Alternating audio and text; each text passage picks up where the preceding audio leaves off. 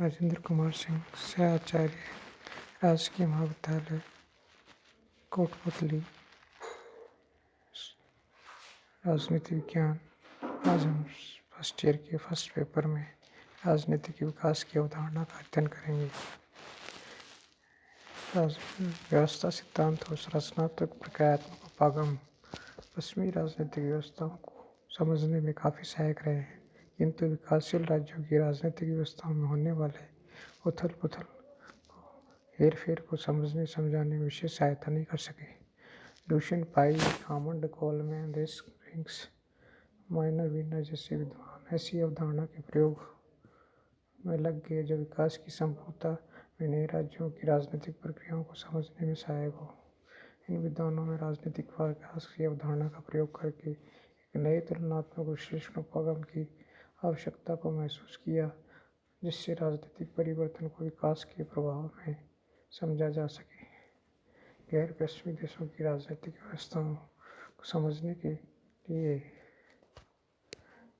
उनके संपूर्ण सांस्कृतिक और ऐतिहासिक पर्यावरण को समझना आवश्यक है।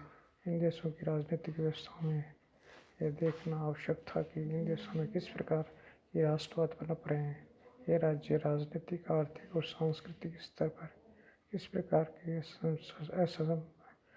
असमंजसों का सामना कर रहे हैं। इनके राजनीतिक विकास में नौकरशाही, सेना, धर्म ने क्या भूमिका निभाई, आर्थिक पिछड़ेपन ने राजनीति की प्रगति को किस प्रकार प्रभावित किया। इन प्रश्नों की जटिलताओं से यह तो स्पष्ट था कि इनकी सीधा साधा उत्तर दे सकना संभव नहीं है। इसका परिणाम यह हुआ कि तुलनात्मक राजनीति को विकास के सामान्य परिप्रेक्ष्य में समझने के लिए राजनीतिक विकास का नया दृष्टिकोण विकसित हुआ, जो इतना व्यापक बनाया गया। वह राजनीतिक संस्थाओं और संरचनाओं के विश्लेषण के अलावा सामाजिक, आर्थिक और सांस्कृतिक क्षेत्र की पारिस्थितिक शक्तियों को भी विश्लेषण में विशेष प्रकार से सम्मिलित कर सके। विकासशील राज्यों में अस्थायित्व, अस्त-व्यस्तता, अनिश्चितता के घटनाक्रम चल रहे हैं। इन घटनाक्रमों को समझने के लिए Coleman, Riggs, Binder, Pye, Weiner, Apter आदि ने Nigeria, Sri Lanka, Pakistan, Indonesia, Burma, Bharat, Ghana आदि विकासशील राज्यों की राजनीतिक प्रक्रियाओं का अध्ययन किया। अलग अलग विद्वानों ने विभिन्न देशों की राजनीतिक विकास का अलग अलग अध्ययन किया। इन सभी अध्ययनों को परस्पर मिलाकर निष्कर्ष निकालने का प्रयास करने के लिए नवीन अध्ययन दृष्टिकोण की आवश्यकता स्पष्ट होने लगी। विकासशील राज्यों के बारे में उपलब्ध नवीन तथ्यों को समुचित प्रत्येक ढांचे में स्पष्ट किया जा सकता था। अतः तुलनात्मक राजनीतिक अध्ययनों को राजनीतिक विकास की अवधारणा पर आधारित किया जाने लगा।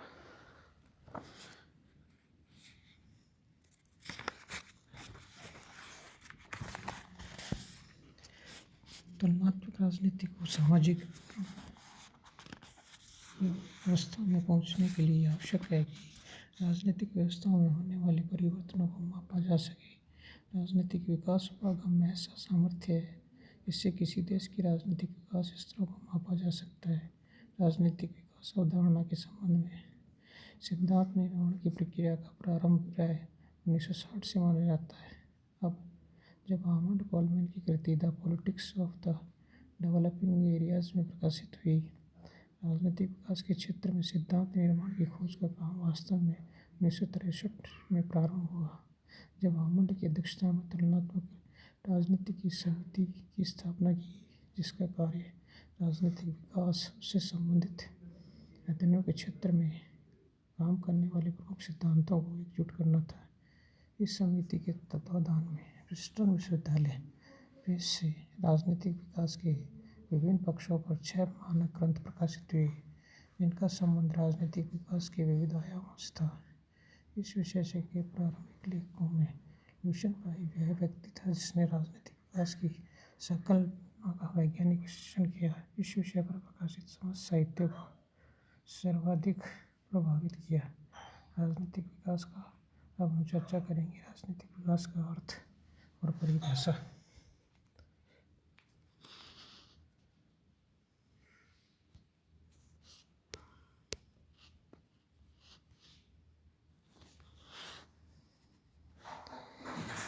राजनीतिक विकास का अर्थ और परिभाषा।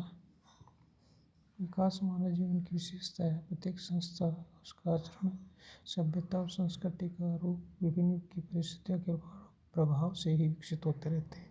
राजनीतिक विकास के स्वरूप के बारे में पर्याप्त अस्पष्टता है। कुछ विद्वान राजनीतिक विकास को राजनीति की ऐसी स्थिति मानते हैं जो कि आर्थिक उन्नति से सुविधा पहुंचा सके। कई विद्वान औद्योगिक समाजों की विशेष राजनीति के रूप में राजनीतिक विकास का अध्ययन करते हैं। कुछ लोग राजनीतिक विकास को राजनीतिक आधुनिकीकरण का सूचक मानते हैं। यह भी कहा जा सकता है कि राजनीतिक विकास राज्य की संस्थाओं के प्रसंग में राष्ट्रवाद की राजनीति है। इस दृष्टिकोण से राष्ट्रवाद राजनीतिक विकास की आवश्यक परिस्थिति है। राजनीतिक विकास का आंशिक पहलू प्रशासनिक और वैधानिक विकास है। राजनीतिक विकास में एक राज्य की गैर सत्ताधारी संस्थाएं भी आ जाती है। कई लोग मानते हैं कि राजनीतिक विकास में कुछ सीमा तक यह भी समन्वित है कि अधिक से अधिक लोग राजनीतिक कार्यों में भाग लें। स्पोर्टिमर्सन कोलमैन कटराइट ने राजनीतिक विकास की आर्थिक विकास की राजनीतिक पूर्व शर्त के रूप में समझने का प्रयास किया है। रोस्टो ने इसे औद्योगिक समाजों की विशेष राजनीति बताया है। मुन्नार, मेटल और लर्नर जैसे समाजशास्त्रियों ने राजनीतिक विकास की राजनीतिक आधुनिकीकरण का पर्याप्त बताया है। बेंडर इसे राष्ट्रीय राज्य का प्रचालक संगठन मानता है। डिक्स ने इसकी व्याख्या प्रशासकीय या कानूनी आधार पर की है। राजनीतिक विकास के अर्थ को स्पष्ट करने के लिए दो दृष्टिकोण प्रचलित हुए हैं। राजनीतिक विकास का एक मार्गी दृष्टिकोण, राजनीतिक विकास का बहुमार्गी दृष्टिकोण। एक मार्गी दृष्टिकोण के अनुसार राज्यों के विकास का केवल एक मार्ग है। सभी राष्ट्र विकास के इस मार्ग पर विकास की विभिन्न भिन्न अवस्थाओं में है। राजनीतिक विकास के लिए प्रगतिशील राष्ट्रों के सामने विकसित राज्यों का आदर्श है। पश्चिमी राष्ट्र, पूर्व सोवियत संघ तथा चीन का विकास इस आधार पर किसी भी राजनीतिक व्यवस्था को अविकसित से विकसित की निरंतर रेखा पर अंकित करके समझना कठिन नहीं होगा। बहुमार्गी दृष्टिकोण के अनुसार राजनीतिक विकास बहुदिशाई बहुआयामी है, क्योंकि जब विकास की अनेक दिशाएं होती है। जब समाजों का विकास बहुदिशाई है तो उनका राजनीतिक विकास भी बहुदिशाई हो जाता है। विकास बहुमार्गी होता है, वह एक मार्गी भी हो सकता है, क्योंकि ऐतिहासिक, आर्थिक, सामाजिक, सांस्कृतिक, राजनीतिक परिस्थितियों के विकास के उद्देश्य लक्ष्य निर्धारित होते हैं। इसी से विकास की दशा का निरूपण होता है। अब हम चर्चा करेंगे राजनीतिक विकास, ल्यूशियन पाई का विश्लेषण। राजनीतिक विकास के संकल्प पर विचार करने वाले विद्वानों में ल्यूशियन पाई का नाम अग्रणी है। पाई ने सन 1963 में इस विषय पर गंभीर रूप से सोचना प्रारंभ कर दिया था। उसने इस बात पर बल दिया कि राजनीतिक विकास की दिशा में पहला कदम राष्ट्र राज्य व्यवस्था का विकास है।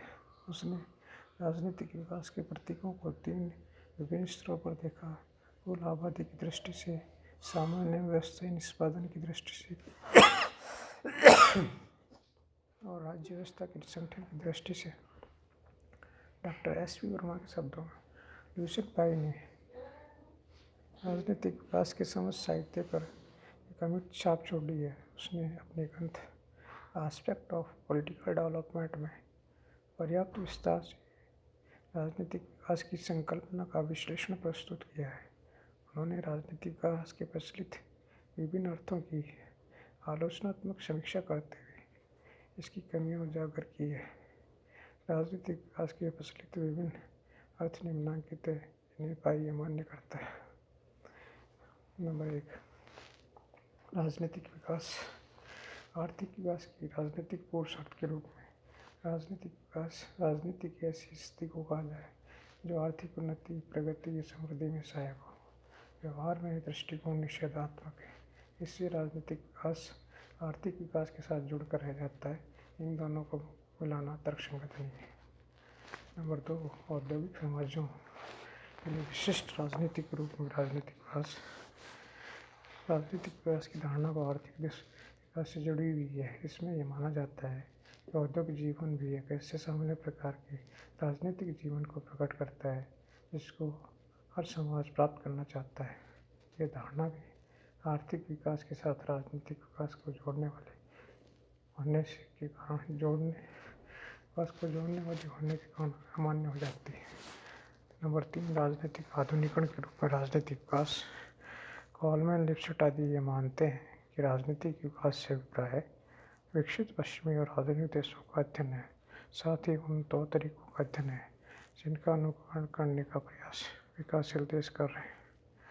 पाई के अनुसार ऐसे दृष्टिकोण में इस तथ्य की अवहेलना की गई है पिछड़ी और विकासशील देशों की अपनी ऐतिहासिक परंपराएं हैं जिन्हें हर चीज़ को पश्चिमी और आधुनिकता का अनुकरण कर पाने की खातिर छोड़ने के लिए तैयार नहीं होंगे। नंबर 4, राष्ट्रीय राज्य के व्यवहार के रूप में राजनीतिक विकास।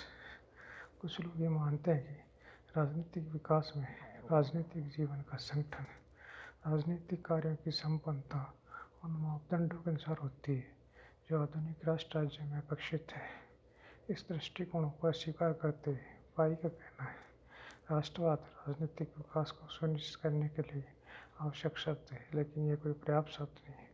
राजनीतिक विकास को राष्ट्र निर्माण के समान होने की योग्य समझा जाता है, न कि केवल राष्ट्र राज्य के साथ।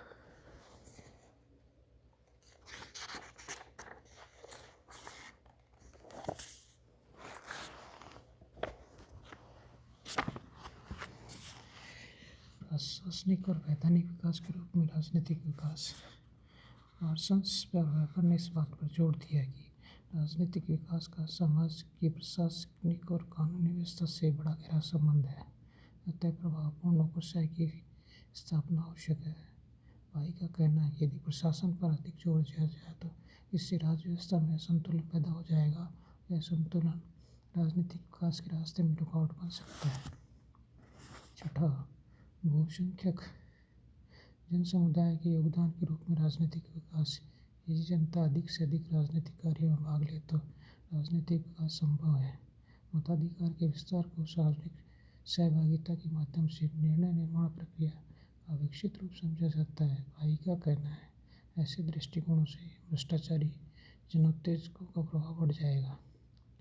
नंबर 7, लोकतंत्र के निर्माण के रूप में राजनीतिक विकास। इस दृष्टिकोण के अनुसार राजनीतिक विकास का अर्थ है कि लोकतांत्रिक संस्थाओं और व्यवहारों की स्थापना। पाई का कहना है विकास और लोकतंत्र को परस्पर आबद्ध और अभिन्न नहीं मानना चाहिए, क्योंकि ये दोनों ही भिन्न बातें हैं।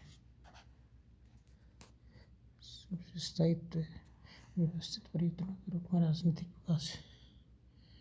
इस विचार के अनुसार विकास सामाजिक और आर्थिक विकास से संबंधित है। यह दृष्टिकोण पर राजनीतिक स्थायित्व की धारणा पर केंद्रित है, जो उद्देश्यपूर्ण व्यवस्थित परिवर्तन की क्षमता पर निर्भर करता है। पाई का कहना है विकास से संबंधित इस दृष्टिकोण की मुख्य समस्या यह है कि किसान की कितनी व्यवस्था आवश्यक और वांछनीय है। इस उद्देश्य के लिए परिवर्तन निर्देशित किया जाना चाहिए। गतिशीलता और शक्ति के रूप में राजनीतिक विकास। इसके अनुसार राजनीतिक व्यवस्था का मूल्यांकन इस आधार पर कर सकते हैं कि वे पूर्ण शक्ति का उपयोग किसी स्तर पर मात्रा में करती है। तो सामाजिक परिवर्तन की बहुमितीय प्रक्रिया के रूप में राजनीतिक विकास किसी न किसी रूप में सामाजिक और आर्थिक परिवर्तन के अन्य पहलुओं में घनिष्ठ रूप से संबंधित होती है। विकास के अन्य रूप में राजनीतिक विकास को पूर्ण रूप से अलग करके काटने की कोशिश करना अनावश्यक अनुभूत है। वही इस आधार पर इस विचार की प्रशंसा करता है कि यह विकास दूसरे से संबंध है। विकास कार्य आधुनिक है।